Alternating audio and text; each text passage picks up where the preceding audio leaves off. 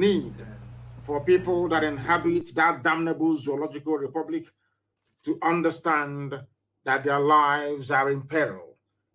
And together we are going to do whatever it will take to ensure that we save as many souls as possible. That is why we are here. And that is why we ceaselessly continue to preach this very gospel of redemption. But first of all, we must pray before I bring to you what we have in store for you this very day. And I will pray, of course, in the language of heaven. The also says it Chineke na nke pụrụ ihe niile anyị na-efe na agọzi aha nsọ ya mgbe niile. Chineke na nke ndị gboo onye ọ bụ naanị ya bụ mmalite n'ụsọtụ. Onye anyị ji eme ọnụ, onye anyị ji anya isi, anyị enweghị ikike ọ bụla eze ebube. Ọ bụ naanị gị ka anyị ji eme ọnụ. N'ihi na ewezuga gị ama ndị na-achịwa anyị ọchị. Mana ọ bụ site n'ebere gị na amara gị, ịhụnanya gị, mmeso ọma gị mere anyị ji wee nọdụ were n'ụbọchị nke taa. I will not go in this bedding gossip, Kiwe Mengwangwa, Kabia Zopotandege, Kabia Napota, Omogabunde Biafra, Nakandino, Kijiko to Akaze, bedding gossip, Zopotandi, Yoruba, Dudua, the Waki way Zopotandi middle belt, on them, Nkakasin, Kabikunya, Mammy and Ezechi, Nanya Zingota, Nanya Zihonanya Megataman, and one knows in nothing gossip. Biakwa Eze, Bubonia Bere. Ka isi wee tinye ihere n'etiti ndị iro anyị n'ụbọchị nke taa ha wee na-eri anụ onwe ha aka ntị ha wee baa ha ọnụ bịakwa ka iwe si etu eze ebube dị ngọzi bịa ka iwe tisasịa ọlụ aka ha niile bụ nke ha onwe ha kwadoro iji wee megide ụmụ gị bụ ndị Biafra bịakwa ka iwe chụghachi ndị dị etu azụ ma tinye ọgba aghara n'etiti ha bụ ndị na-akpagharị wee na-akpagbu ụmụ gị bịakwa eze ebube dị ngọzi ka iwe chụghachi ha azụ n'ụzọ ọjọọ nke ha na-aga ka ụgwọ ọrụ ndị dị etu a ma hope ụzọ dị mma ma ndị janjaweed niile ma ndị Caliphates bụ na-achị obodo kwe nzuzu ka ihere ha wepụta ihe ma lekwa anya onwe anyị bụ ndị na-achị iru gị bụ ụmụ gị bụ ndị Biafra ụmụ IPOB n'ụwa niile anya onwe anyị bụ ndị nwe ezi ịhụnanya na ezi mmasị ebe ntụziaka iwu gị nọ anya onwe anyị bụ ndị mgbe niile na-aja aha nsọ gị mma na-asị ka anyị bulie gị elu Chineke nna ka anyị bulie gị elu ọkaka ka anyị bulie gị elu onye ọbụla ya na-achị ma leenụ na anyị bụ ụmụ ogbenye anyị enweghị ego ka obodo ekwensu bụ zuu si nwee anyị enweghị ego ka Britain si nwee bụ ndị na-ehi ha aja n'ukwu anyị enweghị ego ka ndị iro anyị mana ọ bụ naanị gị bụ onye na-edu anyị ezi nna dị ebere marụ mgbe ebighị ebi n'ihi na ọ bụ n'ime gị ka anyị gbabaworo nna nke igwe wee na-arịọ nchekwa gị n'ihi na ọ bụ naanị gị bụ onye enyemaka ụmụ Biafra ọ bụ naanị gị bụ onye nzọpụta ọ bụ naanị gị ka a na-etu Elohim Adonai El Shaddai Chukwu okike abịa mapụrụ m ihe niile biko nụ bịa ka ime ọsọ ọsọ wee napụta ụmụ gị na abụ ọjọọ nke Britain kebara ha n'ime ya ka ọ ga-abụ n'ikpete mazụ na Biafra ga-abịa eluigwe n'ụwa ga-agba akaebe ịhụnanya gị n'ime ndụ ụmụ gị anyị ga-asị na ọ bụ naanị gị bụ Chineke nna bụ na-ekwesị ntụkwasị obi kwere n'ihi Biafra ụwa niile ga-echigheta azụ wee maa na ọ bụ naanị gị bụ onye na-eme amara otuto na nsọpụrụ na ịja mma dịrị sọsọ aha nsọ gị onye kere ihe niile kere eke mana onye kere ya ugbu a ma ruo mgbe niile ebighị ebi ka anyị na-arịọ gị ise we must pray in the language of heaven because that is the same language that the angels are using when they bow before the throne of the Almighty in heaven. We are going to preach this gospel today. As you may have noticed, my voice is very calm. I want you to get your pen and paper ready. Abandon every vestige of greed, envy, and jealousy. That's your I too know brain. I know everything. Put it to one side for the next hour or two. believe we are. I believe we are back once again, please. I believe we are back once again. They're doing all they can to disrupt us, to stop us from spreading this very gospel of redemption. But we are back here live and direct once again. And I believe that all our platforms are working. There are those that have taken it upon themselves to inform me each time that there is a wobble. I need to know that all our systems are working very well. I want to know that all our systems are fully operational. Very, very important, please. Our enemies will try all they can to distract us. Please, I do need confirmation that all our systems, that our output from here is working very well. That is what I want to know, please. Very, very critical, please, that I get this confirmation. Is anybody able to confirm with me? Even if yes, we are okay. We are okay. Somebody's saying we are okay. I can see most of the comments. I think it's on Facebook. And Nnamdi is listening to us on Twitter via my Twitter handle at Mazi Nnamdi Kanu. Yes, I don't know if they have fixed it. We have fixed it, of course, here. Yes, they can now hear me. It is now working. Thank you very much. BC, thank you very much. All of you. Donatil Sunkem, thank you very, very much. Chieme Okoro said, yes, that it is now working. It is now working. So we are live and we are direct. Once again, it is very clear. And the whole world. They don't want me to preach this gospel because they know what it contains. I call it the end of discussion. After this very program this evening, people will begin to have a more deeper appreciation of the enormity of the task that is before us and what we are doing to rectify the uselessness that Nigeria has become. We must preach. First of all, this very evening, morning, afternoon, or night, depending on where you are, there is no country, nation, or geopolitical space on this earth where a black man is in control of his life, talk less of his destiny. I want you to write this thing I'm saying down, please. Very, very critical. You write it down because what we are going to do, as always, is to try to build a very necessary preamble, lay the foundation upon which we are going to rest our lecture this very evening, this very gospel from heaven. I repeat, and I'm saying there is no country or nation on this very earth where a black man is in control of his life, talk less of his destiny. I know some of you may mention Barack Obama, that he was the president of the USA, but during Obama's reign in the USA, black people were more disadvantaged than at any time in US history. Had Obama's reign in America, or should I say his presidency, been a success, you won't have issues like Black Lives Matter. Black Lives Matter because racist, white police people in America were slaughtering blacks at will.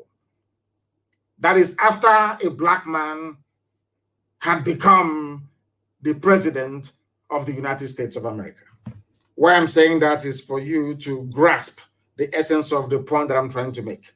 That there is no country, nation, or geopolitical space on this very earth where a black man is in control of his life. And I'll bring that to the zoo very, very shortly. Sometimes I wonder if God created us or God made we black people and handed us over as slaves and farm animals to serve other races. That is why anywhere you go around the world, once you are black, you are very close to the dustbin. Do you know they have a caste system in India? Do you know the lowest caste in India are black people? Do you know in Sri Lanka they have a caste system? Do you know that the lowest caste of people, they are black people? Do you know that black people are also suffering in Papua New Guinea? Do you know that they are at the bottom of the pile?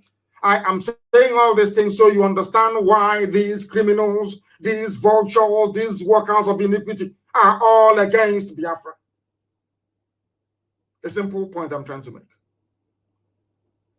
Because when people are down, you need a force, you need a movement, you need a figure, you need a people to raise everybody up. When Asia was down, it fell upon Japan to lift the whole of Asia. When the Western world was down, it took the grit and the might of the United States of America to grind through the Second World War and still be able to rebuild Europe. Europe was rebuilt with money from the United States of America. Nobody's doubting that. At every period in history, you have always needed a race or a people to stand up and say, or to say enough is enough. It has fallen upon our generation, this very generation of IPOB, and we are saying enough is enough. And of course, and very predictably, we are encountering stiff opposition because the devil doesn't want Biafra to come.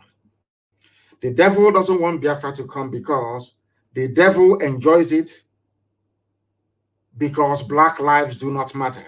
Because all over the world, there is no place, there is no country where a Black man is in control, or Black people for that matter, man and woman, even Black dog is in control of their lives. I want you to understand that challenging this very prevailing orthodoxy is the reason why we have so many people within and without against this very promise of God. The same thing happened to Israel. Nobody wanted the Jews to have their own homeland. Nobody wanted them to have it.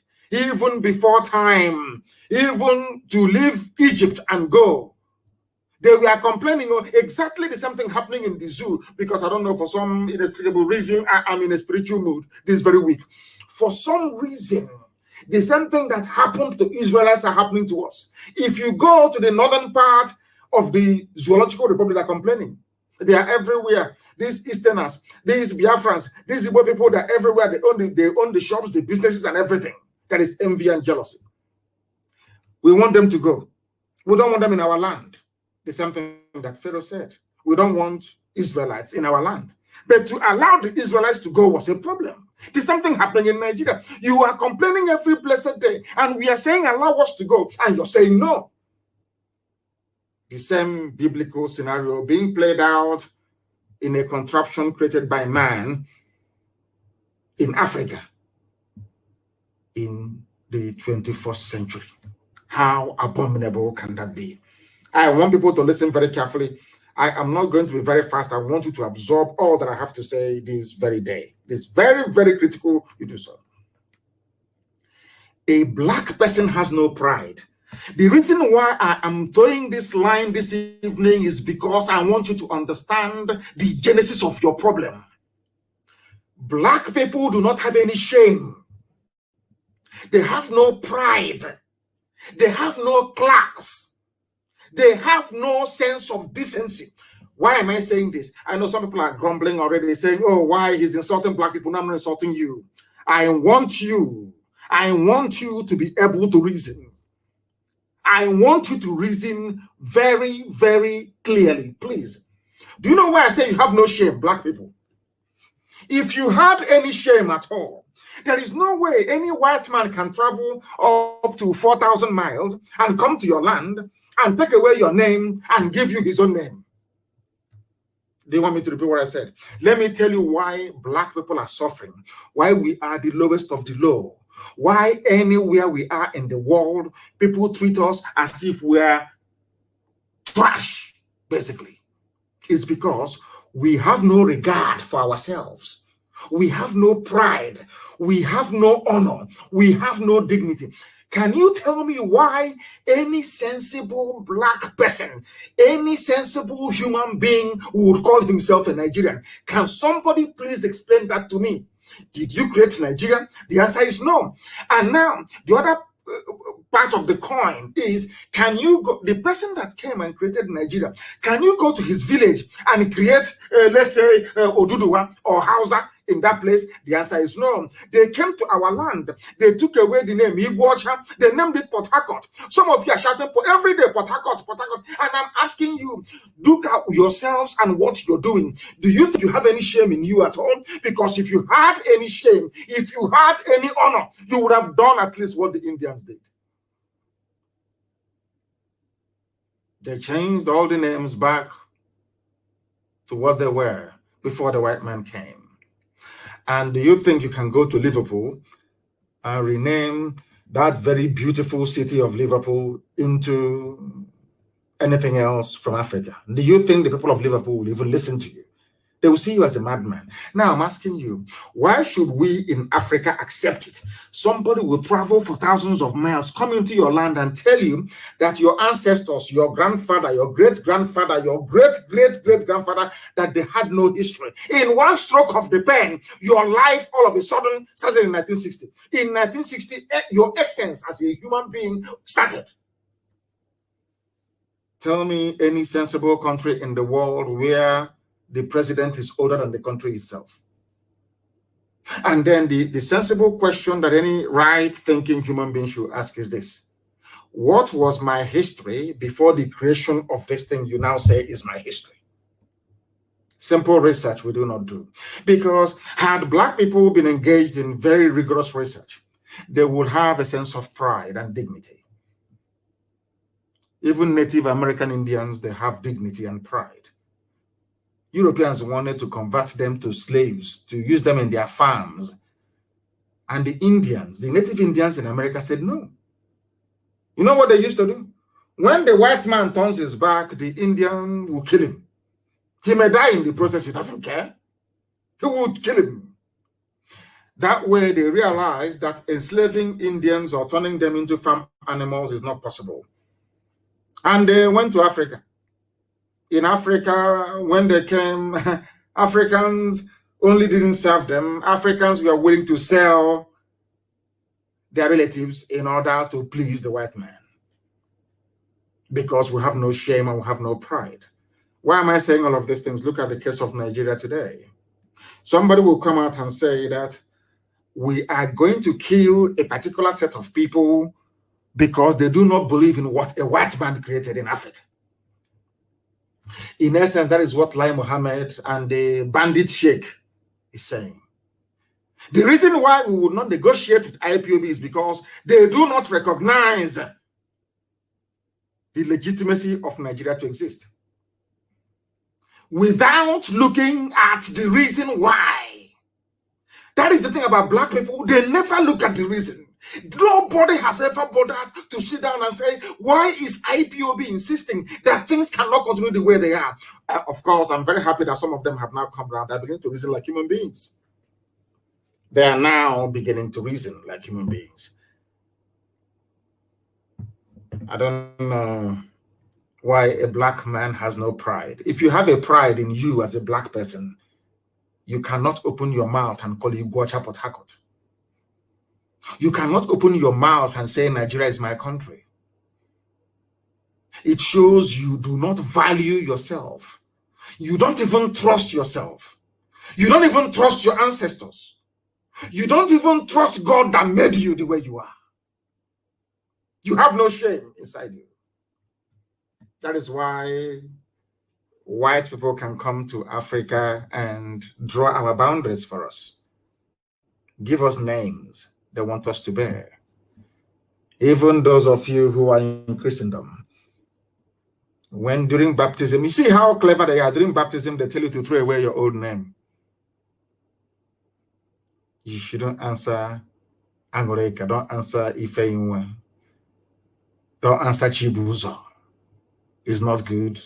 Why don't you answer Raphael or answer Isabella? That has no meaning. I want to point out instances as to why people out of ignorance and foolishness defend one Nigeria. Anybody defending one Nigeria is an ignorant fool. Is a fool and is going to remain a fool forever. It means you are daft, you're hopeless, and you're very stupid. You have no brain. Had Nigeria been created by people coming together, as most people had campaigned for or agitated for many years ago, but lacked the balls to execute it. And the likes of Shoyinka and Tinubu insisted that what we want is a and Abakoba, of course, sovereign national conference. So no matter what the Janjaweed is doing, no matter what Britain is doing, you say no, we want sovereign national conference, and then after that a referendum. But today you have pride. People wonder why we are the way we are. We are the way we are because Biafra was the first African country, second African country to taste freedom, genuine freedom, not flag independence, not neocolonialism, no, genuine freedom for 3 years. The children they gave birth to is carrying on from where their father stopped. Because you know why? We are Biafrans, and in us there is a lot of pride. A lot of pride. I have told this story so many times, and I'm sure that even some people may be bored of hearing it, but I will say it once again. One of the things that formed my outlook on life was Alex Haley's book I read, Roots. I think I was a 17-year-old when I read Roots. I read Roots, and a very brilliant book, I must say. There's an adaptation of it. I think it's a movie now as well. So some of you who are not taken to reading very voluminous text, you can go and avail yourself of the cinematic interpretation of that very brilliant book. Roots, R-O-O-T, Roots, R-O-O-T-S, Alex Haley. In that very book, that was why when anytime or the 2 previous occasions I went to America, I had to go to Georgia, Atlanta, Georgia. From there, I drove, or somebody drove me. Uche drove me for, what's his name? What's his name again? I've forgotten his name. I don't know if it's old age that is coming. I keep forgetting things these days. I've forgotten his name, but it will come to me. He drove me for 5 hours. He's based there in Atlanta. We went to a place called Savannah. Because when I got into Georgia, you see, I said to them that I want to go and see that very place that an Igbo man said he will not be a slave to a white man. I went there and I prayed. And that very place is called Savannah. And the woman that has the house, that her garden is actually on the very spot at the bank of this very creek where they drowned themselves. She was enthralled. She said, yeah, people come around here to have a look. We were there to pray. You see, at that very spot was when white people realized who we are. That these people are very, very proud race and very stubborn. You see, they brought them all the way from Onitsha. In fact, basically in Ogbaro, they took them from Ogbaro and traveled all the way to US, men, women, and children. And when they inquired what they are there for, why they bound them in chains and brought them all the way to America, the white man said they are going to be sold as slaves to work in the farm to become somebody else's property. And they said, instead of me to become a fellow human being's property, I would rather die. Do you know the reason why this part of Black history is not given due prominence? It's because it will teach our children who we are, that we are a very proud race. That is why people must understand, when they look at Biafra IPOB agitation, they must understand where we are coming from. If you are another race, you may be comfortable with being a slave. That is your business. But where we come from, in the land, the original land of the free, where God Almighty in heaven is the king. Biafra was a kingdom where only God in heaven is the king. That all men are born equal before God and fellow men. We gave the world democracy. Biafra gave the world democracy before the Greeks came. Don't take it from me, take it from the white people teaching it in the universities. In Argentina, that is what they teach. It's a fact. That is why they don't want Biafra to come, because you are the light of the black race.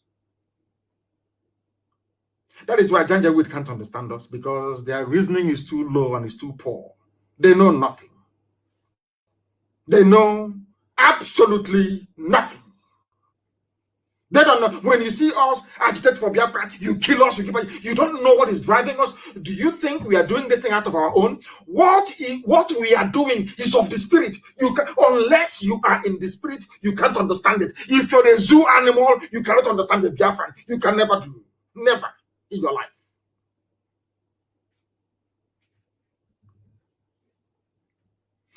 You are in a country where somebody created for you. 1960 Nigeria won independence. In your life started in 1960, and every day you wake up as a grown-up person, lettered and educated. You don't ask yourself, what is the history of my grandfather? You don't ask, because you are black, and every nonsense that comes to you, you accept. Ask yourself why we go on protest. You kill us, we go on protest. You kill us, we keep going. You kill us, we keep going. Have you ever wondered why? Do you think that what we are doing, that we even know what we are doing? No, we don't. What is driving us? What is driving our essence is something beyond the comprehension of a black person in Africa. You can't understand it. That is why Biafra is an enigma. Only the intelligent can. Only the intelligent who are in the spirit can. And because Biafra is down, that is why black people are suffering all over the world. And like do your envy all you like. Be jealous. So unless Biafra is free, you can never be free. All of you together. So it is in the best interest of everybody to join hands together, that we may liberate ourselves. Now, let me ask you this very simple question. All their years of restructuring debate, all their years of sovereign national conference, all their years of talking for constitutional change, has anything happened? No. Ask yourself, why is it now that everybody is talking about change, that something must give? Had IPOB crawled back into its shell at the height of the persecution, do you think that we would have given people the courage to say what they're saying today? People are saying what they are saying because they know that the zoo was unable to suppress IPOB. Anybody talking anywhere in Nigeria is because of IPOB. Anybody anywhere standing up and shouting, it is because of IPOB. Do you know why? Because that's how God intended it. You see that race of people from the east, from Igodo, all the way to Ambazonia, people of the east. You see that very little place that Islam could not come into. You see that very place? Do you know that it was done for a purpose?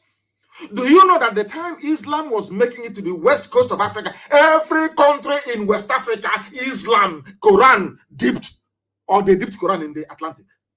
Only the east. Have you, people, I don't know, have you ever sat down to ask yourself why there is Islam everywhere else, but not in the east? Because you don't know. You see, because Elohim never wanted it. God never wanted it. The reason why God allowed white man to bring his New Testament into our land is because he wanted to teach us a lesson. We are doing very horrible things at our temple in Arochukwu. Very horrible things. And God was upset. The same thing that happened to the temple in Jerusalem was what happened to us. But after 2,000 years, Israel rediscovered itself. And when Israel was about to be established, they said, no, don't go into armed struggle. Don't do this. Keep talking, keep talking, keep talking. And a very brave man, Menachem Begin, of Likud party, the founder of Likud party in Israel, Menachem Begin,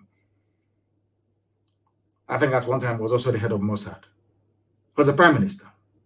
Courageous and brave man, loved by God and men, only hated by the enemies of God.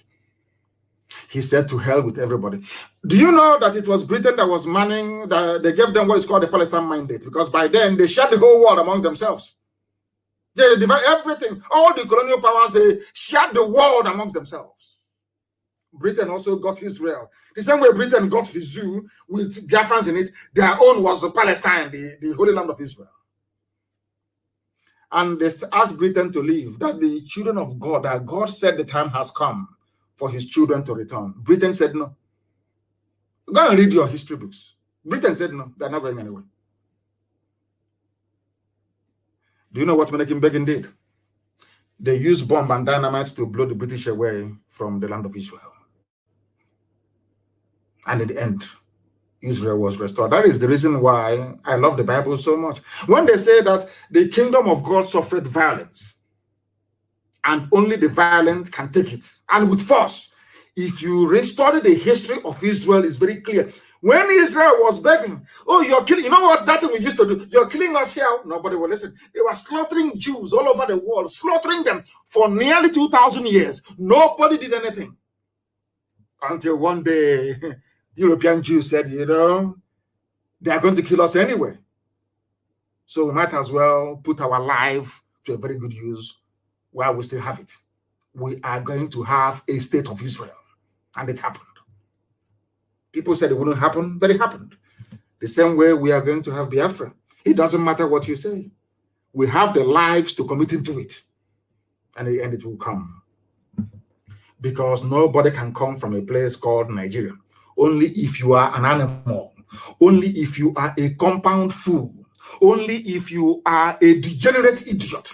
Only if you don't have any brain. I'll keep asking you. Okay, let us take your family now, for example. All of us will have our own homes. Is that not correct? You have your wife, you have your children, and all the rest of it. And maybe some of you, as you're listening to this very broadcast this evening, you're with your family and you're eating and dining. Is that correct? Oh, how about if I walk into where you're eating now? It doesn't matter where it is. Let's say I walk into a family at Ijebode this evening and say, I am a Biafran. And by the way, I want you to change your name. This night, the name of this village. No, in fact, Ijebode, I want you to change it. And I want you to call it Ijebode New Mbise. Are you following? What will you do to me? Even Janjaweed, if I were to go to Sokoto, doesn't belong to them. And I'm very happy today. There's a clip I will play, not audio, I will play for you to hear. And I'm sure our media will go and get it and spread it everywhere. When Mai Lafia was talking, Dr. Mai Lafia was talking on channels, that's Janjaweed TV station. He is apart from we in IPOB, he is the only person I've heard use the word, the Habe Hausers. Today, I knew that the man, he reads his books, he's intelligent. When I mentioned the Habe monarchy, some of you don't know what it means. When I mentioned the Hausa, their name was the Habe, H-A-B-E, the Habe monarchies of the Hausa kingdoms. None of you knew what I was talking about. But today, my Lafia, I heard him say it. I ain't going to be honest, we are learned. I'm being honest with you. But we shall get to that later. We must change where we reason, Black people. And if you like it or not, as I warned you, as I explained to you a few days ago,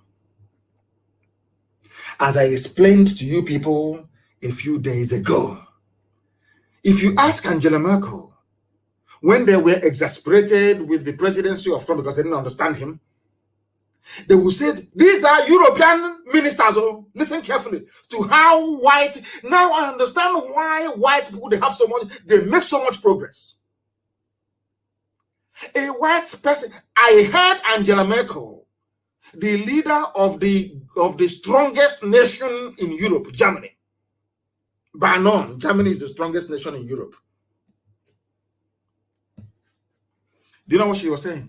Oh, we want President Trump to show leadership. He is the leader of the free world. This is a German prime minister saying that another head of state is the leader of the free world, because they understand that if America dies today or is suffering, they know they're all sunk. Do you think an African head of state will do that? You have jazz. Never. Pride and envy won't let them. Jealousy and greed can't allow them. That is why they don't want to give Biafrans credit. They know who we are. They know, as I said to them, how many hours did your protest last at Lekki? Not up to 5 minutes. They vacuum swept all of you inside Black Maria, and the protest is over. Because I did not bring out IPOB. I did not bring out Biafrans in Lagos. Had I given the order, come out for protest, by today, the protest will still be on. It is nobody's fault.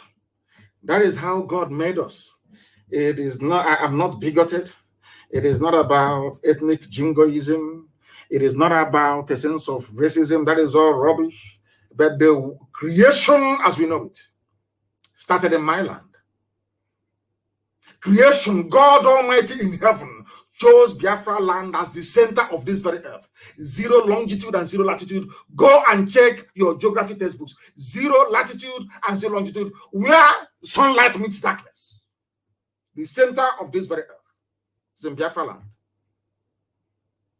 That is why Britain created Greenwich Mean Time, moved it 1 hour to the left.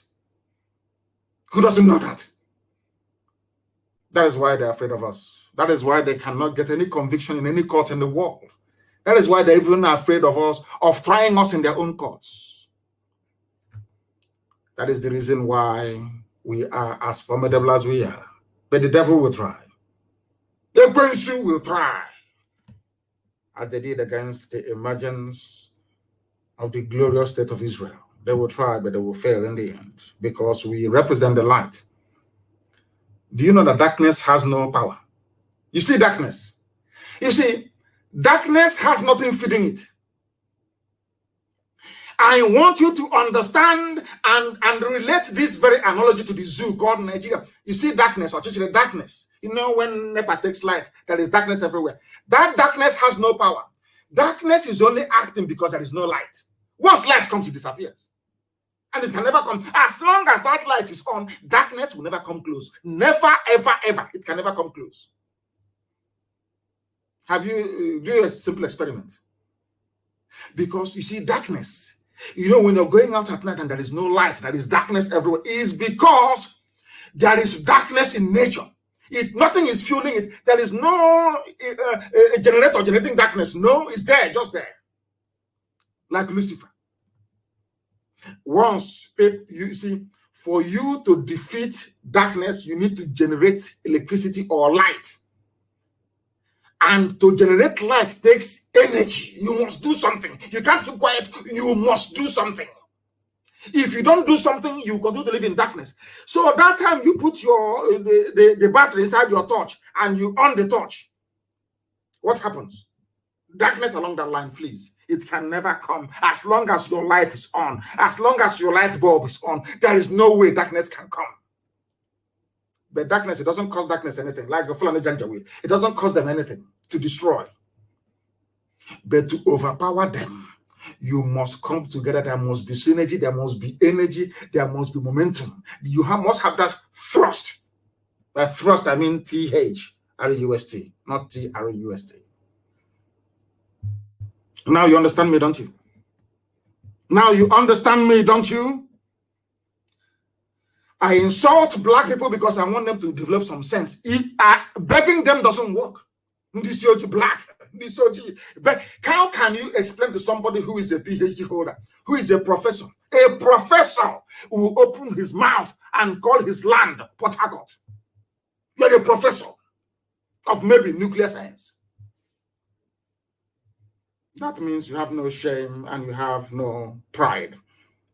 We all mask our collective impotence. You know, blacks are very impotent.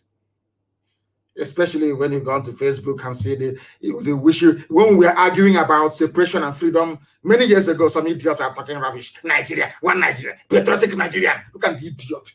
Patriotic who? You mean patriotic product of Frederick Lugard? Nobody is a Nigerian. You dimwits, you morons. No human being is a Nigerian. That is how daft you people are. The sooner you search for salvation under your ethnic identity or nationality, the better for you. Shameless people. Who is a Nigerian? Let me ask you. Who? Is it the one from Mali with AK-47 somewhere in Mina, raping and killing people? People without a collection of people without honor or shame. God have mercy on your ignorance and the wretchedness of it. We love to mask our collective impotence by seeking solace in English language. That most of us don't even know. You see one idiot writing, writing grammar. Ask him to explain that grammar. He doesn't know. He doesn't know what he's writing. But because the word sounds sweet, just like when we learned the phrase, circumstances beyond my control. Anything you ask somebody who says circumstances beyond my control, he doesn't know, but it sounds nice in the ear. So you say circumstances beyond, even out of context, they use it. That is what happens to all these idiotic intellectual grammarians on Facebook writing rubbish.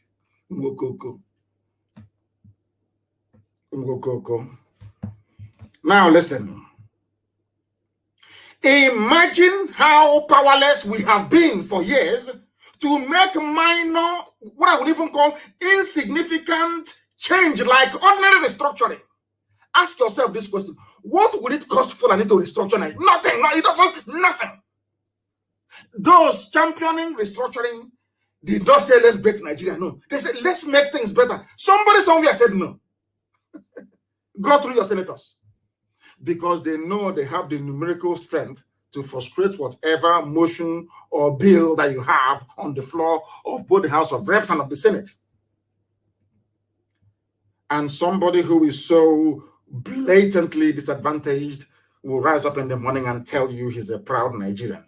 I want to demolish these intellectual Lilliputians. Let me put it that way. They're minions. They are nothing. They hide under grammar. They spend 4 days. They go to the dictionary, cramming every rubbish. They come and they write junk. Because they are inferior. Because you see, an Englishman speaks English. And they are so inferior that you have to write. You want to aspire to write like an Englishman so you can perhaps acquire some of the aura of an English person, so that your peers can respect you. But you are making an absolutely idiotic fool of yourself. As most of you may know, I have been to many countries around the world. There are people who write and speak their language with every pride. Every pride. You come and you speak, they say, oh, you speak English? You say, yeah, okay. Why don't you learn my language? Oh, dear. Simple change, something as minor as let us go back to the regions that was working. Fulani said no. Only one group, and they're a minority. A bunch of Janjak, a minority. They are not up to 20 million. Not up to 20 million. It's so ridiculous. I thank God that the houses have woken up after many years. Sometimes, if you're IPOB, you pat yourself on the back. You have changed so much. I'm telling you that you have changed the thinking and the reasoning capacity of most people in that damnable zoological republic. And we must continue. We're going to stop. Imagine how are you hearing of sovereign national conference anymore? That one is dead, though. Simple, minor, even insignificant change like restructuring the political landscape. They said no. Because you're a black man, you don't have the power to do anything. This UG. Something that should help move a country forward. Some idiots in the same country. On the contrary, some of the so-called agitators for restructuring. You know what they're waiting for? They're waiting for Britain to say something. Not to say, but to do something. They want Britain to pick up the phone, the Prime Minister of Britain, US President, then call whoever is in Aso Rock and say, now it's time for restructuring. And do you know what they got that nonsense from. It was during Abacha's time. None of you were able to remove Abacha. He was a very deadly dictator, a very brutal one for that matter. Abacha was killing left, right, and center. Yet in Kanu, there is Sani Abacha Stadium. Somebody who is acknowledged to be a mass murderer. The same thing they did with the regime, the murderous regime of Abacha, is what they are doing with Fulani headsmen, Mietiala, killers and murderers. They always defend their own. And somebody was, I remember in those days, they said their zoo national team, Green Eagles, were going to play as a Super Eagle. I don't know what eagle they are now. Or maybe Dark Eagle or White Eagle, I don't know. That they were going to play a football match in Kanu at a place called Sani Abacha Stadium. And I remember the white commentator saying, come on, Sani Abacha Stadium? Was that not the dictator? Hey, Shem left everybody and was doing me. He had a happen now, them left everybody and was holding me. Now you understand it, don't you? The same way they are defending. Is it not Buhari, the dead one, or the real Buhari? When that dead Buhari was, do you remember when Buhari said that Abacha did not loot any money? Have you all forgotten? One Nigerians. You see the way you reason? That is why I feel sorry for all of you. You one Nigerians.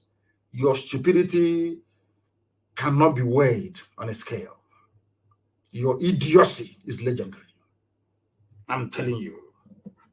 Sani Abacha Stadium. And they said Abacha did not steal anything. Hiding under English. It's common restructuring you cannot do. Ordinary, everybody agrees it may help. You cannot do it because you're waiting for a white EU, white America, white Canada, white everywhere to do it for you. Because it was America that killed Abacha, not you. You are impotent and you're powerless. And it wasn't Africans that got independence for Africa. It was the United States of America warning Britain and the whole of Europe to get away from Africa.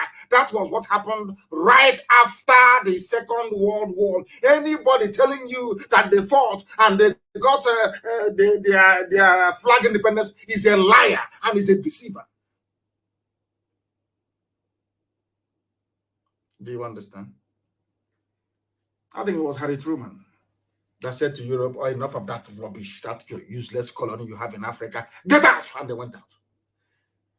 The same thing happened during the Suez Canal crisis. Some of you may not know because you may be too young or you are ahistorical because you don't read books. There was a very brave, young military officer in Egypt called Gamal Abdel Nasser. And he killed, what's his name again? He killed the very moderate Egyptian prime minister, or they said he was killed by the what's it called, Islamic Brotherhood. He assumed power. Britain left Britain. Oh. They want to come to Africa to be collecting toll gate, checkpoint.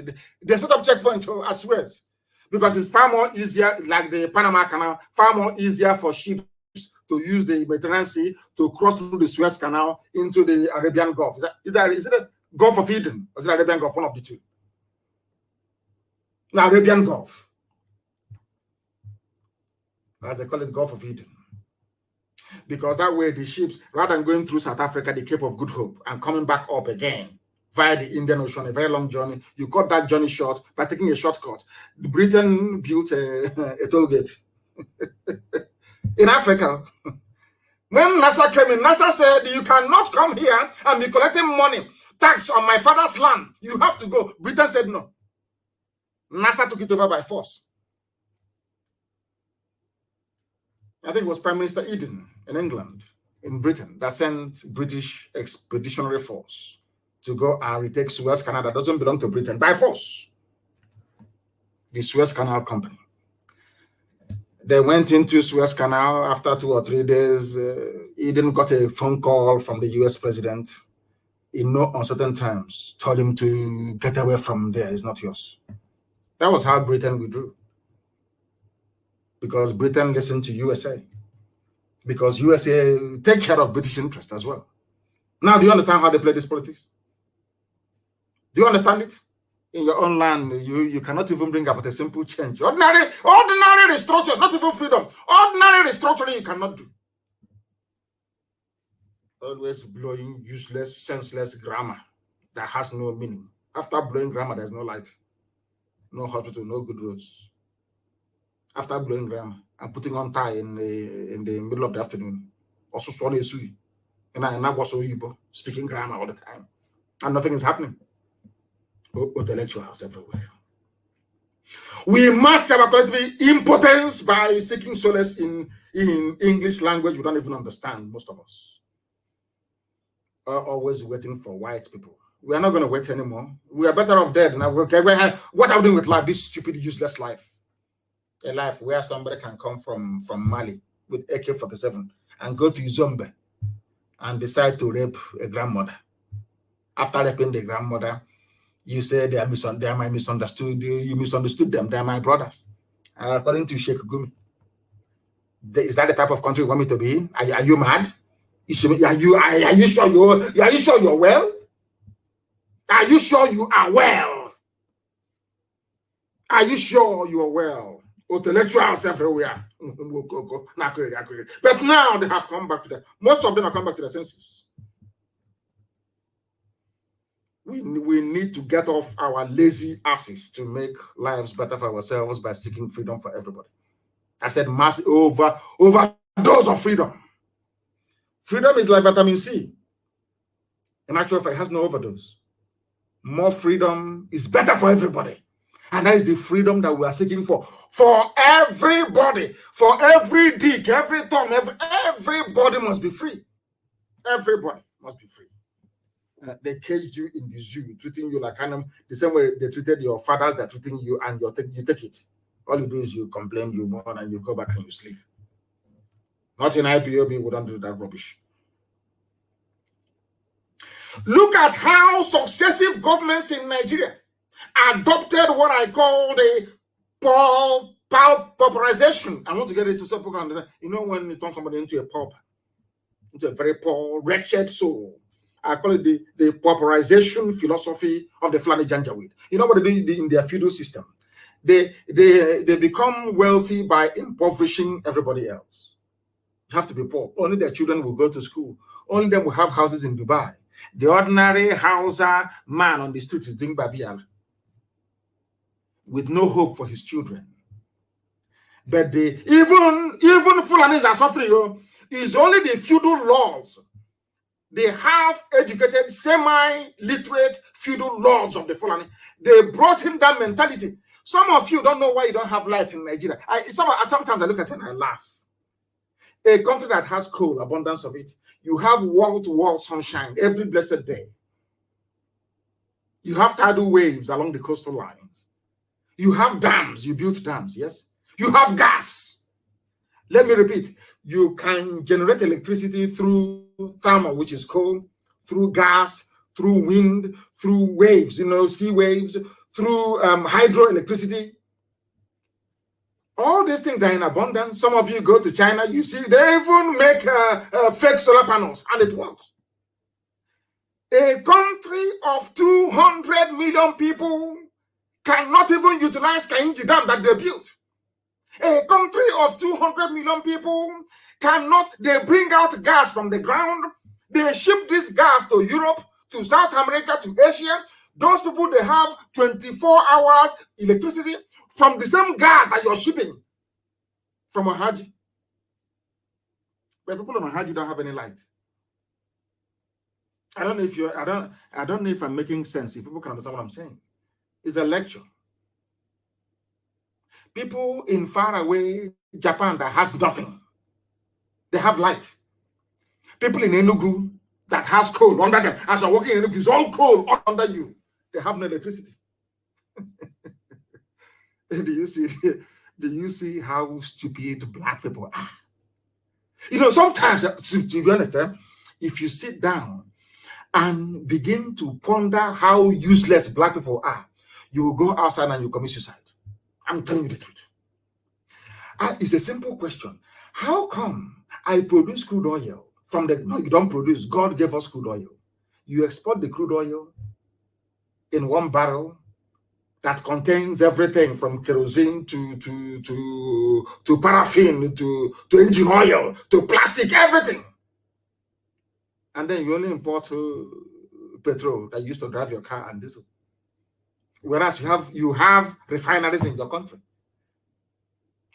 Let me be very honest. It's not pulverization. Pulverization is to make something disappear. That's to pulverize. Pulverize is to make something disappear, not pulverization. To impoverish somebody. Impoverishment. That is the philosophy of the Fulani. That's what they brought into Nigeria. So don't you know that? If they give you 24 hours electricity, which they can,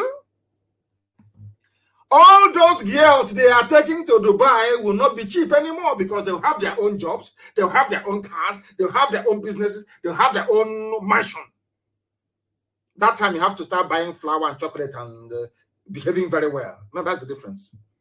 You know, abroad, when you want to talk to a woman, you have to buy chocolate. You first start by begging. Can we eat together? That's why you may wait for 2 or 3 months to get reply. Then after that, you start to buy chocolate. You will know every brand of chocolate. You may buy one, you say, I don't want the one with milk inside it. I want original chocolate, the dark one that is 99% cocoa. You guys start looking for that one as well. Then after that one, you go into the business of buying flour. By the time you finish buying flour and chocolate and going out for dinner, you will know that kaki and leather are not the same. They don't want to go through that process in Africa. So what do? They impoverish everybody. They make the women desperate, looking for somebody to do their hair for them, to buy lipstick, to buy ordinary sanitary towel. Some of them don't have. Then now that makes them very cheap. Now do you see why they're doing it? Why is it? Why do you think they stopped you from the closed door? Industries were there before. You see, let me tell you, there is something people don't understand about Nigeria and people ruling you. I feel sorry for you people, honestly, because you are not educated. I'm sorry to say. You people are not educated. Nigerians don't know the meaning of education. Do you know there were factories before in Aba making glass? Today imported from China. There's a glass factory in Aba. Do you know there is a textile mill in Aba where they weave cloth? Do you know that in Aba they used to make soap and detergent? Today imported from China. Somebody sat down in Lagos as a government minister and head of state and destroyed all these businesses. The same person is telling you about one Nigeria. I want you to. You took me out of my job that I was doing. That was the reason why PZ, Patterson Sokonis in Aba, they left. That was the reason why Lever Brothers left. That is the reason why Leventis left. Some of you may remember Leonard Shoes in Aba, even in Omaha. You may remember Bata Shoes in Aba, even in Omaha. In Omaha, we had ceramics. We had Golden Guinea. Uncles were working there. Aunties were working there. Economy was very good. Nobody was complaining. Nobody was begging. All of a sudden, one single day, one idiot from Abuja and Lagos decided, let's make their life difficult. Ceramics was shut down. Golden Guinea has shut down. Olon Nampam plantation shut down. A glass factory in Aba is no longer working. And you know, let me tell you how evil they are. They come back and say, all these unemployed youths. But where the youths are supposed to be working, you as a greedy, evil, wicked politician, you shut it down. Now, after graduation, where do you want them to work? Because it's common sense. Some of you don't know that Michelin was in Lagos. They used to make tire in Lagos. Michelin was in Lagos. You don't know that? Imagine that these Fulani, Janjaweed, primitive people had the mindset to say, let's grow the economy. By now, there will be no banditry because people will go to work. By the time you finish work, you get home and your wife or your girlfriend will handle you very well. You will not have any time. You'll be thinking about the alarm waking you up the next day to go to work. Do you understand? All of these things I'm saying is not rocket science. It's simple common sense. Do you know the white man has it, black people don't? Those that do in the black world are very, very few, insignificant few. As somebody said, these are blood-sucking fools. You call a politician. Our senator from he spoke on the floor of the house. You see that wretched girl at Channels TV. That stupid girl. I don't know what they call that idiot. Trying to, I don't know the English, trying to mimic a white accent. I don't know what her name is. The one that interviewed Senator Balibe the other day. They see all these things. Ask the minister, please, minister, the largest textile mill in the whole of Africa, with the exception of South Africa, was in Kaduna. Kaduna, the largest textile mill. It is shut down. There is a car company called Leland Dav.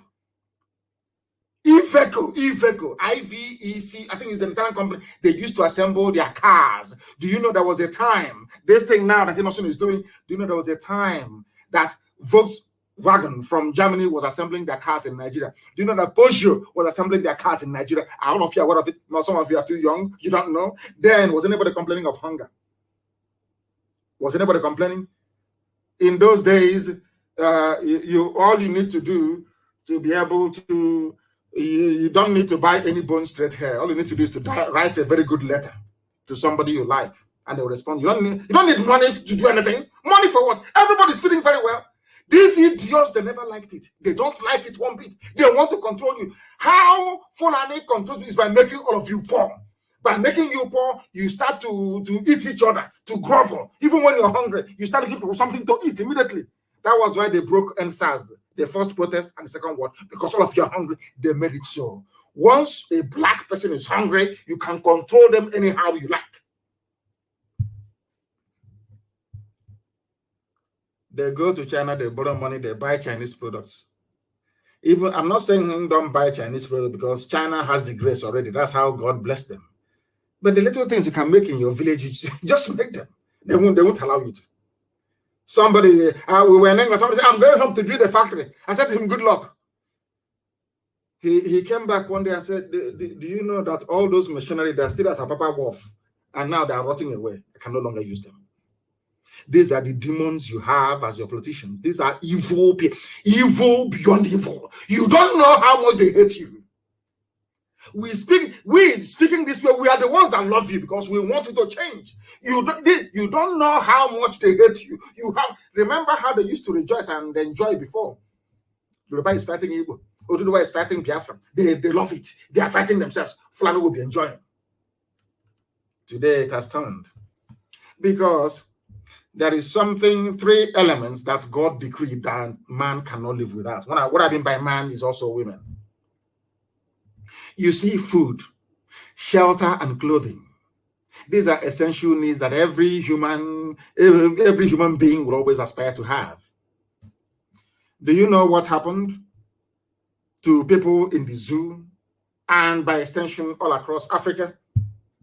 They know for you to get food, shelter, and clothing, you need money. For you to get money, you need work. And all your focus, all your life is going to be how to provide for yourself and your family these three essential elements, or should I say ingredients of life. But in Nigeria, you don't have it. You know, sometimes I ask myself, do you see somebody who's pushing truck or pushing wheelbarrow, or a graduate driving keke napep? Some of you have PhD and you're driving keke napep. Some of you are riding Okada to make a living. Are you going to be able to build a house by driving keke napep? Maybe you mold one block a year. And if your child were to grow up and to start driving, you will need to get to the 10th generation in the next maybe 500 years or 500 something years for you to be able to build a house. That time you're long gone. And those after you are long gone too. And now what I want to say to you is that what they're doing in the zoo is deliberate. And what IPOB is doing, what we in the Biafran movement is doing, is to set all of you free. You may not like the approach. You may not like the style, but it is the truth that we are preaching here, and we will continue to preach it. That is why you have high levels of illiteracy. that all of them, from Atiku to the dead Buhari to all of them, their children schooled abroad to Saraki, all of them, their children went abroad to study. But they neglected their mates. Their age mates gave birth to bandits that you have today. The murderers and the killers and the terrorists and the rapists you have. Do you see how it's called the irony of life? And that is why we must be free. They see illiteracy, ignorance, and chronic poverty as a tool with which to control the population and manipulate them. That is why Roger Sokracha was able to rent his own thugs, and who opposed them are his own thugs. These are hungry people, hungry youths. They have to feed and eat. Why do you think have thuggery and cults and all this rubbish? People are idle, they're not doing anything. And as they say, an idle man is an idle mind is a devil's workshop. Isn't it? You know, we are one of the people that when I read a book, I take something from the book and I practicalize it. But some of you read just for reading's sake, if at all you do. Thank goodness that today, northern so-called minorities, they're not minorities, but anyway, northern minorities are waking up. Hausa people, the Habe Hausas are waking up as well. They own the land of the north.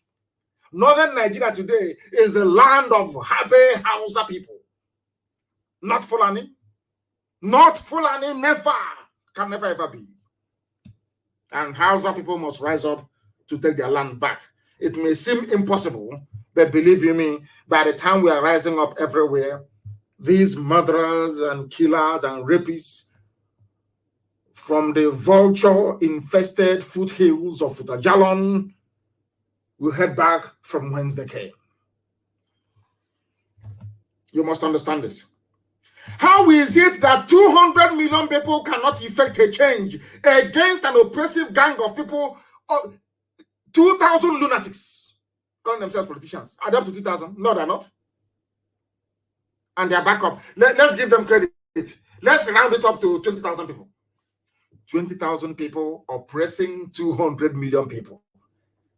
Reminds me of how white people came into Africa with only 20 men and conquered all of us. Look at where we are today. And we allow these 20,000 people every blessed day to be ruining our lives. Why do you think that politicians own newspapers in the zoo? Name one independent publisher you have in Nigeria. They're all financed by politicians because they want to keep you locked down in your ignorance and your perpetual cycle of poverty and deprivation. It's time for these 200 million people to rise against the wicked 20,000. Wicked and evil. These are people at home. They are evil people. Evil. Lunatics. And the funniest thing, with the help of Britain, they dominate the political space. Ask yourself this question repeatedly until it sinks in into your black skull. Ask, why is it that 200 million people are so docile and imbecilic that 20,000 telling you went to the structure, went not to the structure? Who told you that? A republic means a nation run according to the will or dictates of the public, of the people. That is some of you don't even know of republic. Anyway, you have His Royal Highness in a republic. Oh God, what a contradiction. I am happy that today our own intellectuals are now beginning to see the light, of course. Before they were in darkness, they are now in the light. As we have always said to you, we in IPOB, we are the children of light. We represent light in here. Light. Now people are coming from darkness into the light. And why am I saying this? The rate at which Efulefus are repenting these days, so I see them, some of them on social media, some of them are asking me for forgiveness. I'm just happy. You know what they say, when one person repents, there is joy in heaven. All I have inside me is joy that people have now seen that thing that we saw many years ago. The rate at which they are repenting these days, some of them people send me their write-ups and I'm saying no. They say no, it's him. That intellectual, he has now converted. He now has reason. or should I say reasoning capacity. The rate at which they are embracing the ideology of IPOB, you would think that rapture is about to happen, or that maybe that Jesus Christ has landed somewhere and making his way to the zoo called Nigeria. And following behind him is Prophet Muhammad, at the rate at which people are these days converting. We have succeeded in resetting the minds and the brain of your average Nigerian. Everybody, go to the TV and write off. Everybody now speaks like IPOB. Everybody, everything they're saying is now what IPOB used to say. This very indigenous people of Biafra, this noble family that never capitulated, they stayed strong, immense. Despite the slaughter after slaughter, they remained. That is why, for me, it may sound a bit incestuous, but for me, the only people that I have regard and respect for is IPOB, to be honest with you.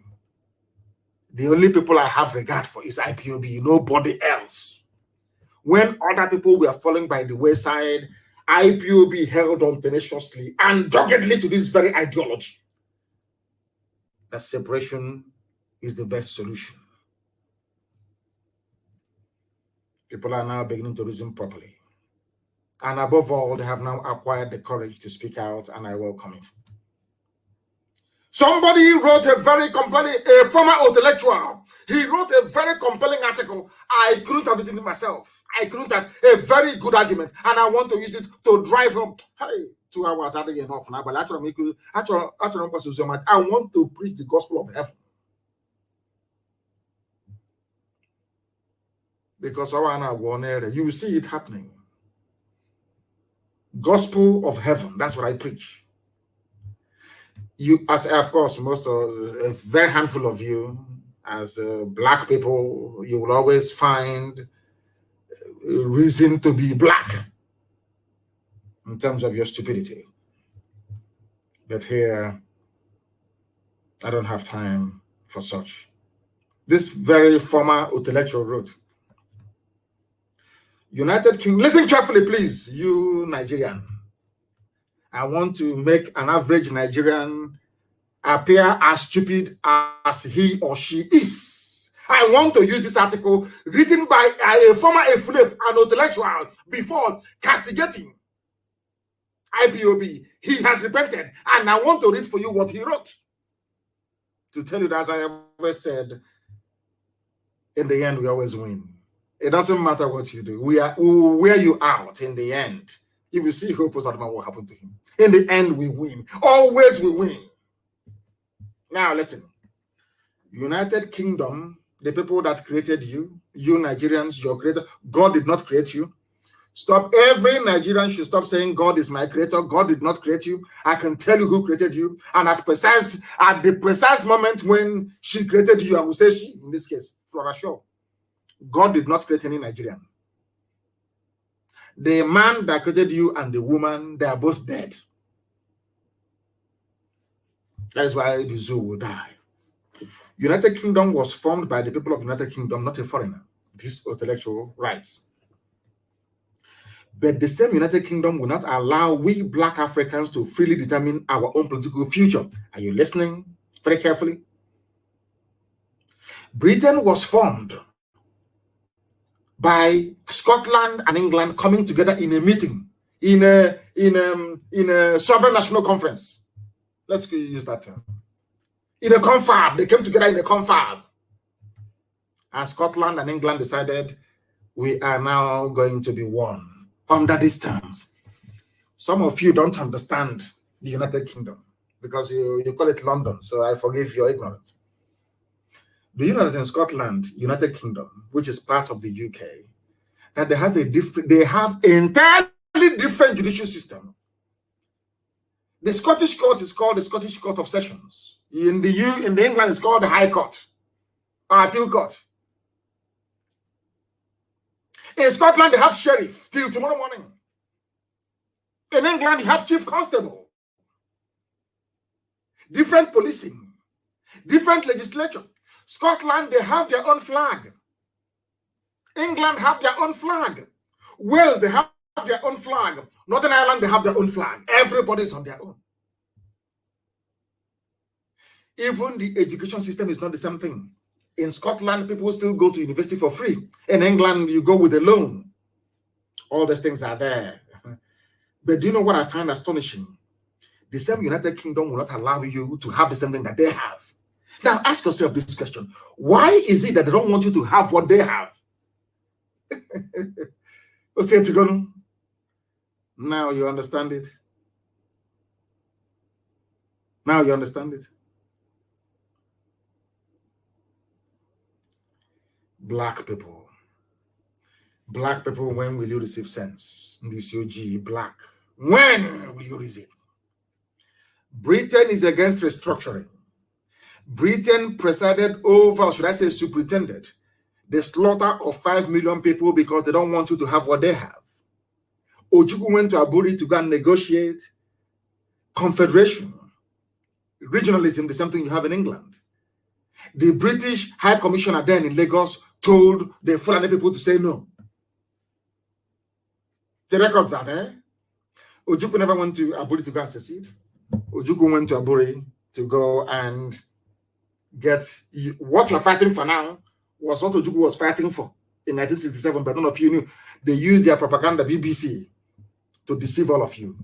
If you meet an average, illiterate, useless Nigerian, he will tell you, Ojukwu went to war, Ojukwu went to war, Ojukwu went to secession, seceded. That is why I said that, anyway, by force, they will receive sense. Intellectuals everywhere, black people, they eat their own flesh. You eat your own flesh. But when you see a white man, you jump up and start, you stand and you salute him immediately. That is why a vagrant, a street, a homeless white man can come to Africa and become a manager in a top company. You have no regard for who you are.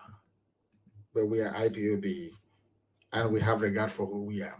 Britain, they have restructuring. Scotland is on their own. Britain, why can't I have what you have? They say no because we're a nigger. We created you. How can they are playing God? We created Nigeria. Every Nigerian is a British product. Some of you are like a factory product to them. You're like a factory product. And the worst factory product you can ever have is the one that doesn't know that he or she is a factory product. I'm very sad indeed. Britain, give us what you have. Common restructuring, Britain will not allow us to have. This is what is called total control. They own you. Fulani are doing what they because Britain is behind them.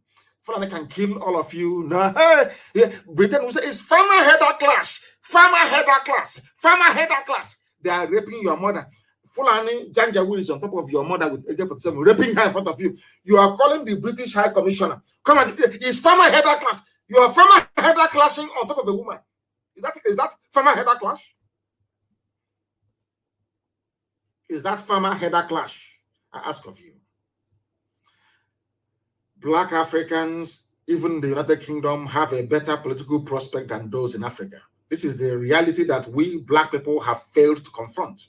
A black person in England, in the UK, has a better political future than a black person in his father's compound in Africa somewhere.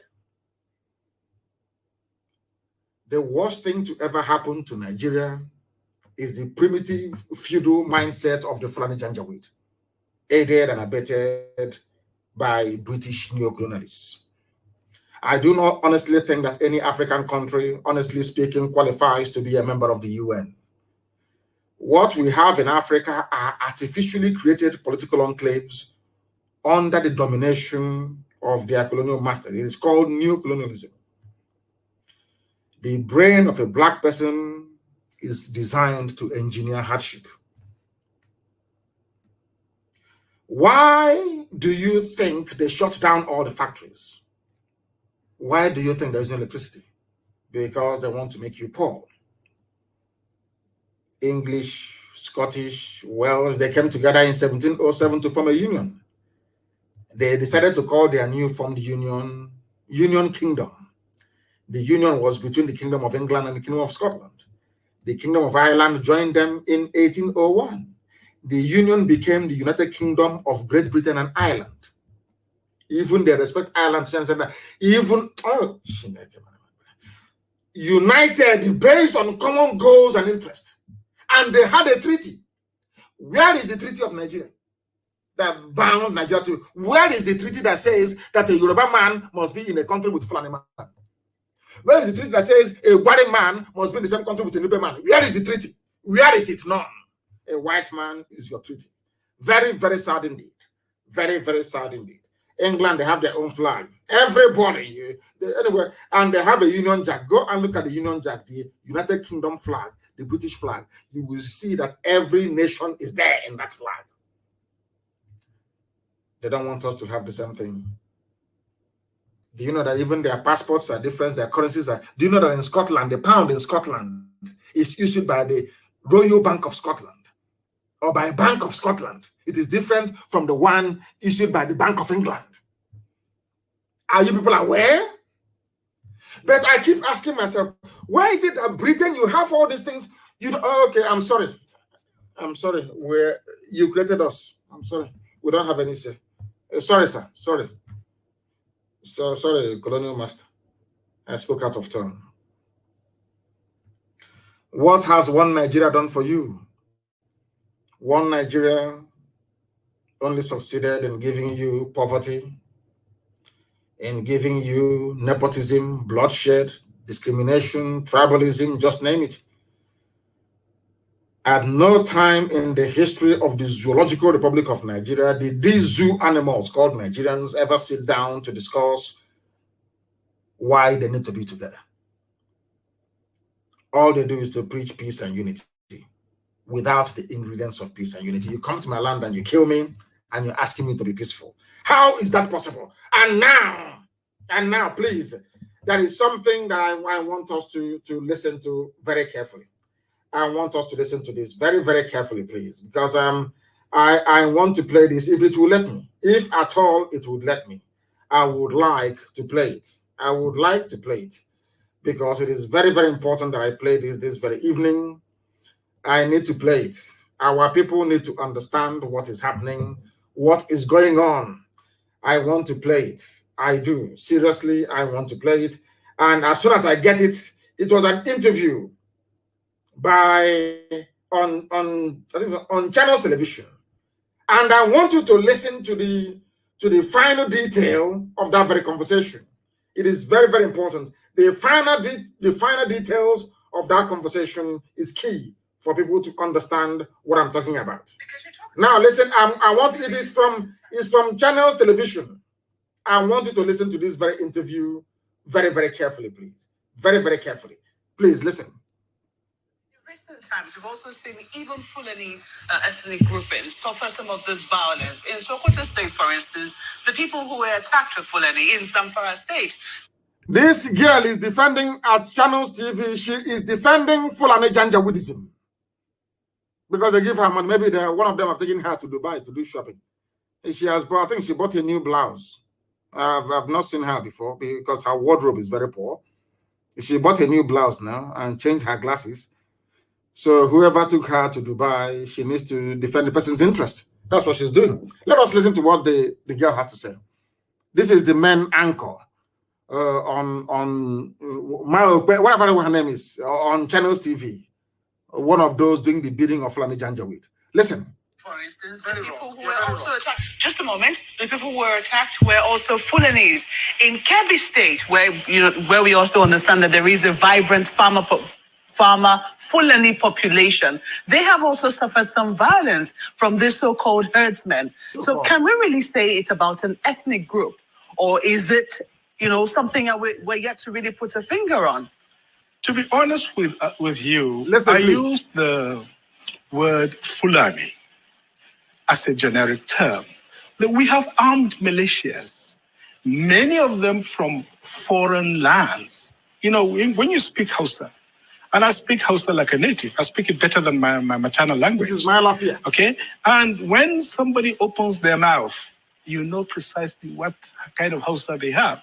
Whether it is Hausan Kanu, Hausan Zaria, Hausan Zazzau, Hausan Katsina, Hausan Sokoto. And when you know Hausan Niger, Hausan Mali, you know it. Many of these people are foreigners.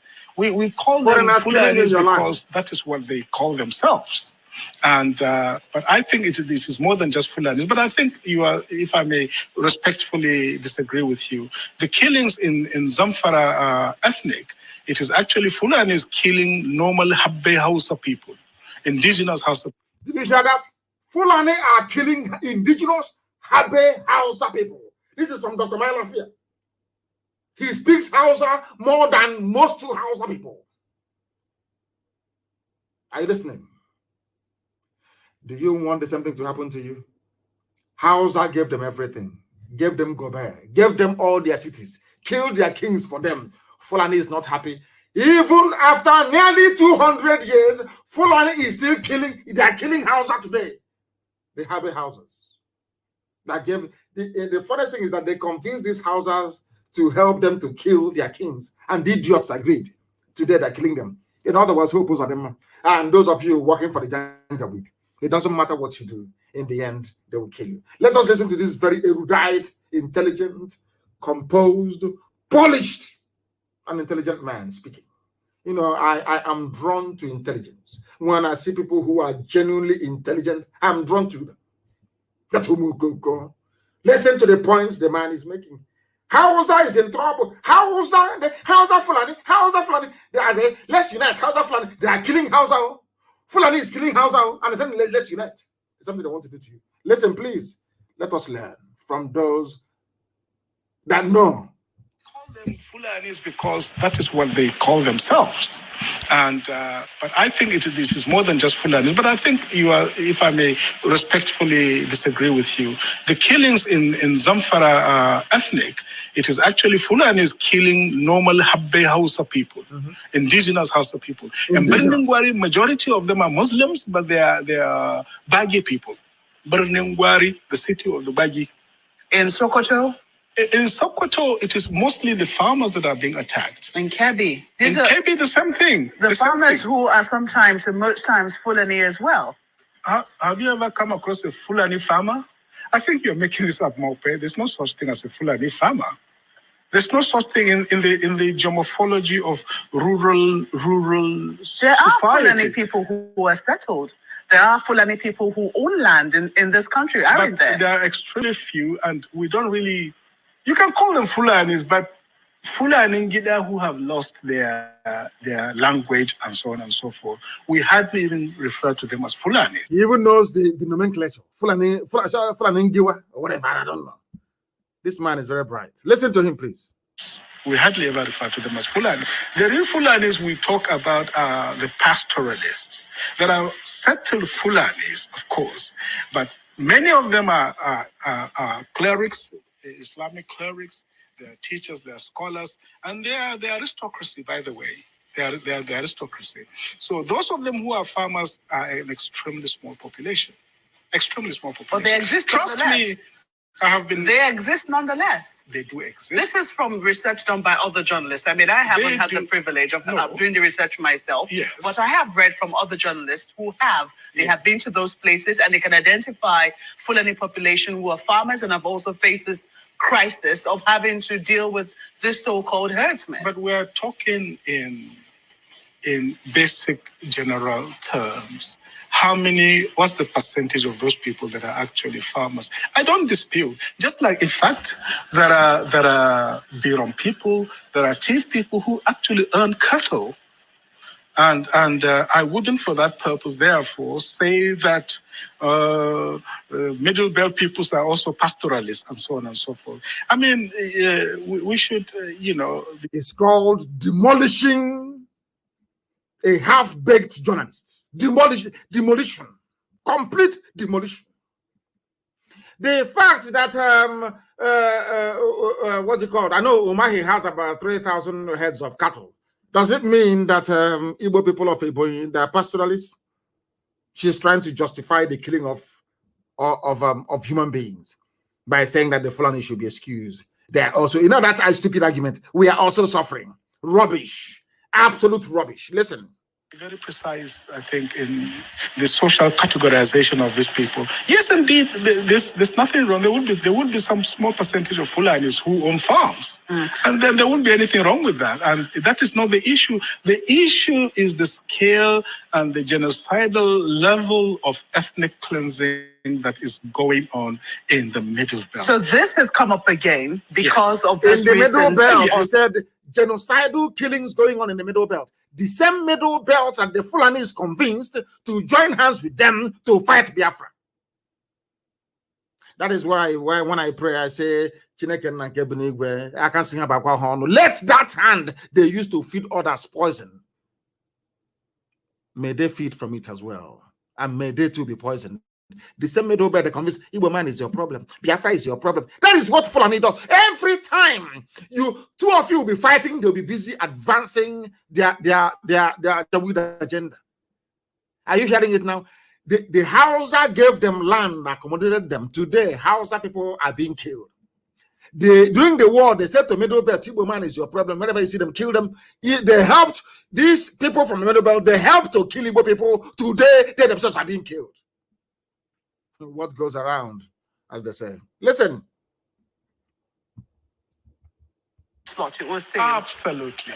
Which some people say tends to come up every electoral cycle. The moment we're getting closer to an elections, we hear calls for restructuring and we begin to get much louder. We also seem to see some violence on the increase. Do you think they're connected? No, they're not connected. You see, Maokwe, the call for restructuring has been going on for a long time. And I can tell you, in all sincerity, that I myself was quite skeptical about it at the very beginning. He was a skeptic. Some of us are real Nigerian patriots. We love Fulanis. We love Muslims. They are our people. We have no issue with that. The issue we have is with this ethnic cleansing that is going on. All men and women of conscience must reject it. We must draw a red line beyond which we will not longer accept it. And this nonsense has got to stop now. We reject it in total. And the call for restructuring is just right, because if this thing is going on with such a warped federal structure that we have, then it is better to have a proper federal system so that all the ethnic so-called minorities, and the Middle Belt are not minorities, because we've done some statistics, they're up to 40 million people. They're one of the largest groups in this country, as a group. Let these people have the right to choose through a referendum which region they want to belong to. Did you hear that? Why I said, if you are in IPOB, you must pat yourself on the back. You are formidable. He used the word referendum. So the Middle Belt, what they're angling for now is a referendum to determine if they want to be with the Fulani-controlled Janjaweed core north, by which I mean the Sharia north or not. Who brought referendum into the debate? Political debate and discourse in the zoo. It is IPOB. Are you listening to it? That is a point I want to make reference to. And you must be very patient and listen to it. You must be patient and listen to what is happening, because this Fulani journalist or Fulanized journalist, you opened her mouth to say what I've always wanted them to say. Basically, she hanged herself. Listen carefully. So people that want to come together, that believe in the secular order of the state, that believe in humanity, that believe in social justice, can come together. Those who want to introduce the Wahhabi ideology from Saudi Arabia are free to do so, chopping people's heads and chopping their arms. That should be their goddamn business. But people who want to live in a civilized community should be free to come together in their own region under their own government and their own laws. It's very interesting you use the word civilized. And some people will say they take exception to that, because for them, Sharia is civilization, and they don't see anything wrong with it. Some countries have practiced it successfully. I've told of Wahhabi ideology from Saudi Arabia. That is barbaric and totally... With due respect, it is. They're allowed to choose whatever. It is very barbaric. They have no rights with women. But you cannot condemn what they have chosen. It is. You cannot condemn what they have chosen. Are you listening? This woman is saying you cannot condemn what they have chosen. Why don't you allow us as well to choose if we want to live that way or not? She's from China's television. That's how they hang themselves. And she's an intellectual. Do you see the way they behave? Do you see the way they are? They know that referendum is the way to go. If the Fulani can choose to behave, to live with Wahhabi tendencies, that is their business.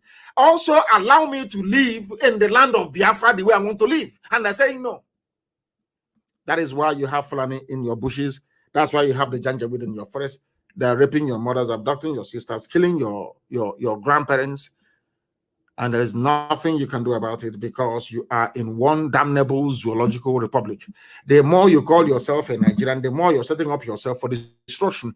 If in doubt, go and ask the Habe Hausas. They are being killed today. If you're in doubt, go and ask those in the Middle Belt, the Gwari people that are being killed today. Why? Because they allowed them to come in.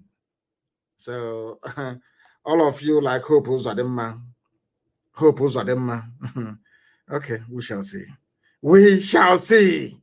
That is why Sheikh Gumi can come out to brazenly and shamelessly justify the killing and raping of women and children by his own people, the bandit Sheikh. Have you seen the video of those, I call them fools in the army, Christian fools in the army praying in Sambisa forest? The same Sheikh Gumi that they are fighting for. They're in Sambisa, they are Christians from the south and Middle Belt fighting a war to keep Sheikh Gumi safe with his family. The same Sheikh Gumi turned around and said that and told bandits who are killing people and kidnapping school children, oh, don't worry.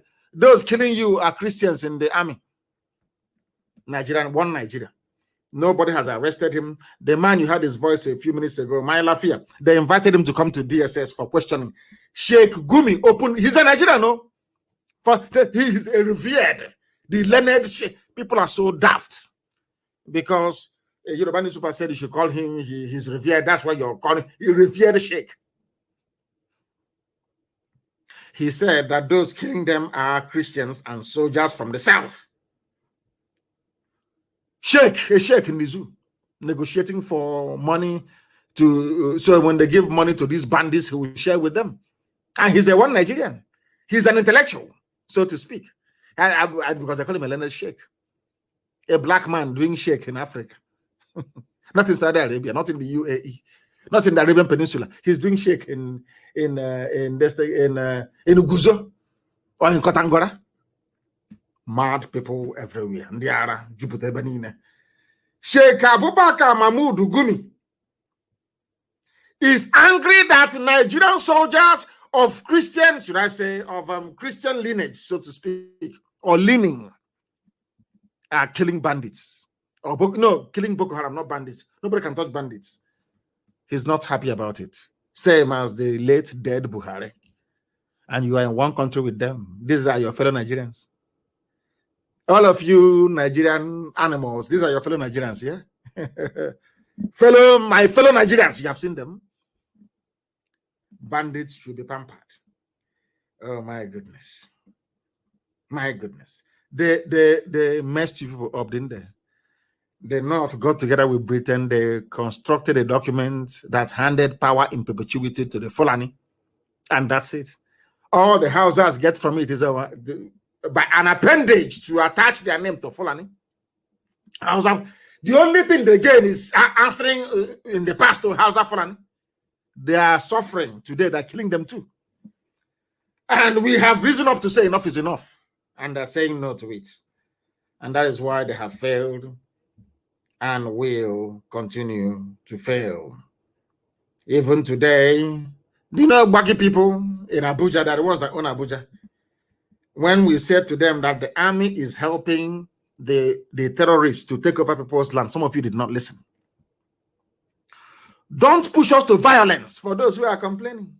If you are not violent, I'm saying in the word, so the world can hear me. If you are not violent, Fulani terrorists will use violence to rape your mother, cut up your father, abduct your sisters, and take over your land. If you call self-defense violence, that is your business. That is your very limited and idiotic understanding of what it's all about. They have come. This is not Biafran, so these are baggy people from Abuja. They call Gwari. Don't push us to violence. Federal Capital Territory communities warn Nigerian army over land. Nigerian army will come, use their uniform, use the equipment they got from Britain, from USA, from Germany, meant to fight Boko Haram, to be grabbing land for terrorists. Nigerian army. That's what they want to do in Olo. Because we drove Fulanis away from Olo, they came in to reinstate them in our land. And of course, we said no.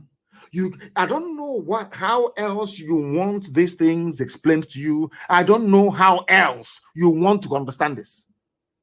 What we are saying is as clear as daylight. As clear as daylight, you can see it very clearly. But some of you have chosen to ignore, not some of you, I think everybody now realize that there is no way ahead unless the IPOB way, referendum and disintegration. Then people can decide where they wish to belong. They're taking land from Gwari people. Their claim is the North. You know all that myth about North, have we not shattered it? Shatter is gone. All that North is gone, rubbish. Now everybody to your tent, oh Israel, needs now Fulani. No more North. Yeah, you telling me that the North is one that Gwari people are complaining that army is they're using army van, army uniform to take land from people to give to terrorists from Senegal, from Mali, from Niger. In your so-called one Nigeria, and you're a Nigerian, and you're proud to be a Nigerian. People with such mindset, we are those that allowed the white man to come in to take over our land. And have you all read the report? Have you all read it? Are people tried anyway? A plane crashed in Abuja. The U.S. ambassador wrote a goodwill message to Nigeria. That same ambassador is there, and the army is attacking Olo. She never said anything. UK the same thing. Because they know who we are. More than we do ourselves. They know who we are. They don't want Biafra to come. They represent darkness. They want darkness to prevail. They want you to be unemployed. They want our women to be going about and being useless by these idiots. They want you to be riding Okada after having your PhD. The British High Commissioner and the USA ambassador, that is all they do. They want you to continue to suffer. They give them money from the zoo. They bribe them. Who says a white person doesn't take bribe? They take bribe even more than black people.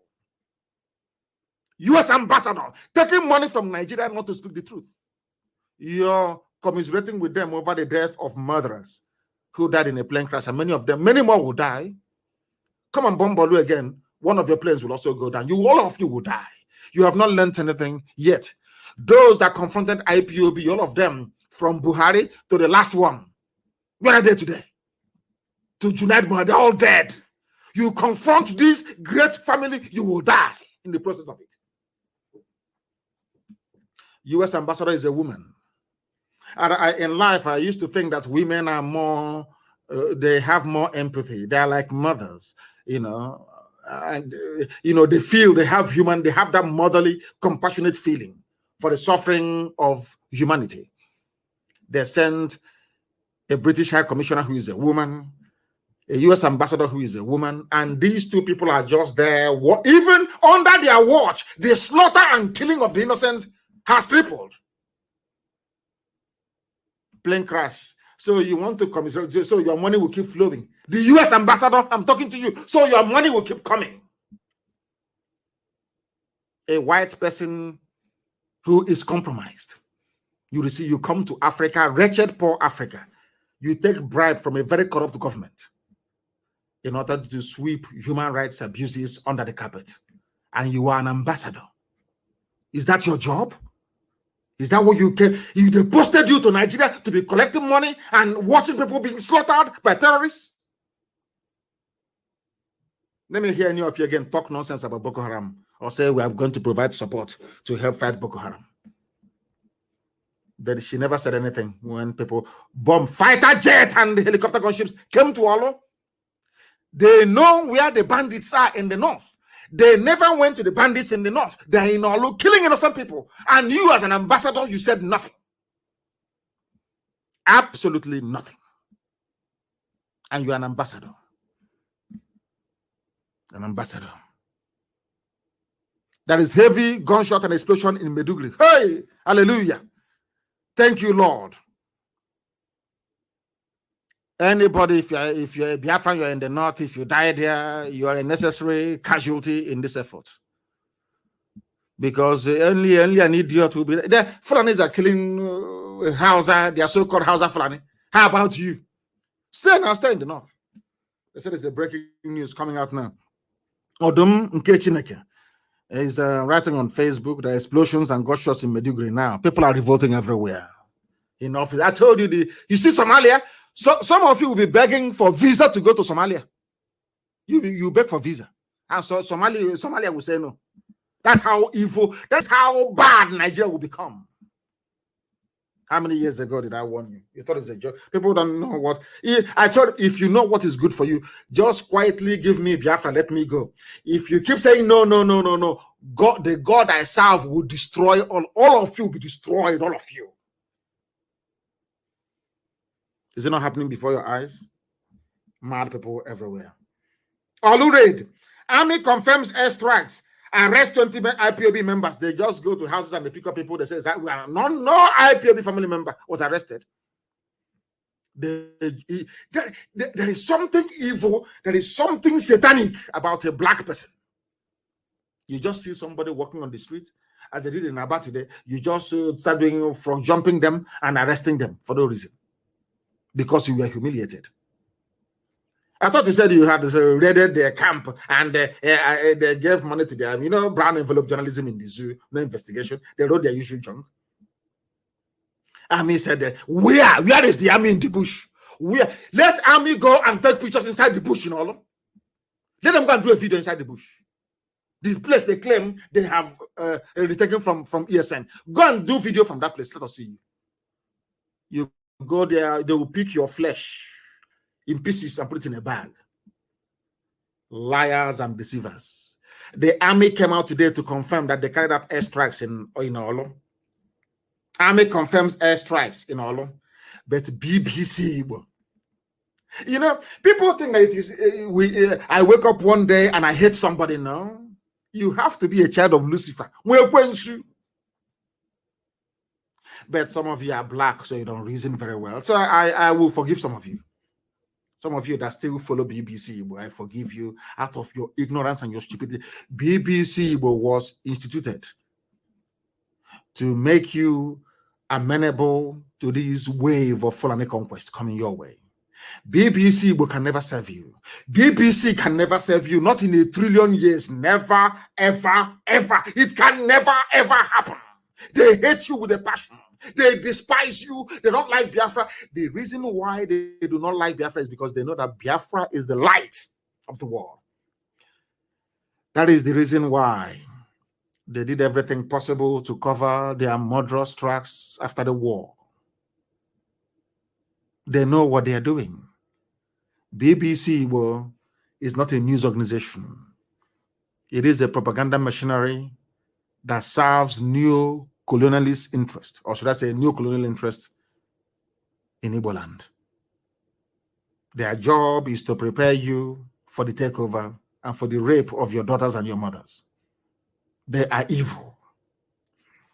BBC claim that they are objective and credible news outlet. People on the ground, we circulated videos everywhere of the army shooting from a helicopter gunship. In Olo, somebody was speaking Igbo, saying, look how they have come, look at them shooting. Children were crying.